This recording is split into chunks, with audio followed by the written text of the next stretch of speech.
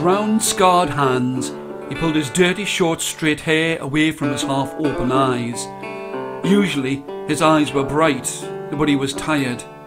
He was 10 years old and he'd been tending to the horses in the mine. This boy was poor. You could tell by the clothes that he had on his back.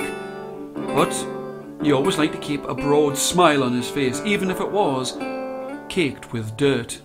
Now, he was walking towards the wooden stable with the smell of the fields and the animals in his nostrils. He would have to clean the place where he slept, and he slept in a stall made of cracked, rough, hard bricks. And now, in winter, his heart would burst with the frost and the cold as it would wrap its icy fingers about his heart. He was a hard-working, proud boy, and even though this life was terrible, he would try and keep himself jolly. He lived in the wooden stables by the side of the rusty farm. Everything seemed to be rusting and squeaking, and he would have liked to have had a warm home. But the idea of making his own creamy vegetable soup made that smile on his face even broader. He'd grown used to the dusty smoke and dark grime that lay upon all of the green grass, and now he rubbed his hands against the thin, ripped, short-sleeved shirt that he had on his back, which would keep him warm enough in the warmth of the mine. But here, in the wooden stable, he felt cold. He lit a fire, started to make the soup, and as you sat down to eat it, you could see that the mossy green trees were moving and waving in the breeze.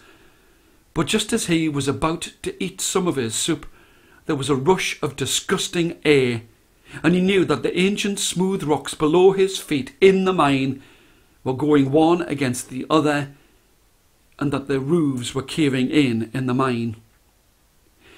He had a choice. He could have stayed where he was, but he knew that he would try and help anyone that he could. He would have liked to have thought that some of the rocks would have broken and then he could have found some shiny gems inside. But as he got closer to the mine, he could see the hard, dirty coal and the mouth of the mine spewing out. And he was going to go to that mine. Maybe he could find some gems, but he really wanted to look after the horses. He was going to seek out his horses. He was astonished at how many men had got out, but heartbroken to think that some of the horses would have been stuck inside of the mine. He didn't wait for a second. He went inside. He could see some of his horses, his own horses. He patted them on the back, and he released them from the huge trolleys that carried the coal and let them go up and out into the cleanish air. But as he was about to turn around and go out, he saw something on the ground, and he saw that there were some gems, and he picked them up and he pulled them into his pocket, and they gleamed nearly as much as the ugly buttons, the ugly black buttons that he had on his thin, ripped, short-sleeved shirt, and he put them inside of his woolen shorts. As he was turning, as he was going to go out, rich for once in his life, he could hear a voice. It was a voice that he'd heard once before, the voice of a young man that he'd seen out of the corner of his eyes inside of the village. This young man had always been kind and friendly. But as Tom, for that was the boy's name, as Tom looked down, all he could see was this young man's scared eyes. He was crouched, quivering, shaking, and his back, his large, arched, coal-etched back, was caught underneath the stones. Tom bent down to start pulling away the rocks away from this young man who was caught inside of the mine, and he pointed to him, showed him a way out, and he knew if he was there, there would be other young men who would be there, and he couldn't get them all out, not by himself.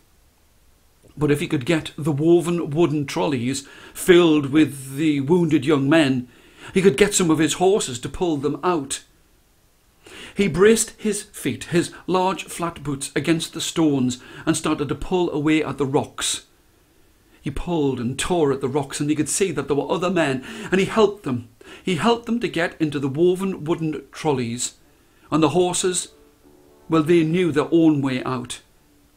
One after another, those wooden trolleys were led out. If he'd used the new steel trolleys, then they would have scratched at the stone, and they would have made a spark, and the spark would have made the gas inside of the mine explode.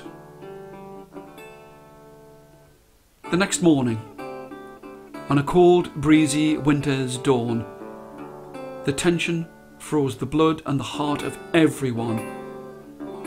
Many of the men were waiting for the young man, the boy that they'd seen with the dirty, short, straight hair, to come out.